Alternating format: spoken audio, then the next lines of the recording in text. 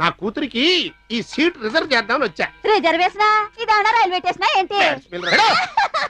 ఏంటే క్యాముల్లో ఇరుక్కున్న స్వాముల వారు కోర్టుకు నడిచినట్టు ఆ నడకేంటే? నీ సొట్ట ముగ్గురికి సత్తు వచ్చాడవా? నడు.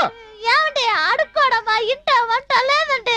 ఇంత వంట లేదు కాబట్టి గుడి ముందు కూర్చోబెట్టి అడుకోమంటారానే? అయ్యా వీళ్ళందరూ నీళ్ళు వచ్చుకుని 7-8 నెలలైనట్టుంది.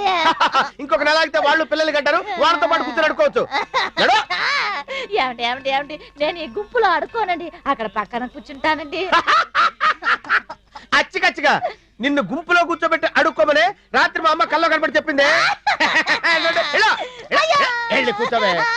ఏమా ఆ 6 అడుగుల స్థలాన్ని మా ఆడంగులు కుదిరాయి.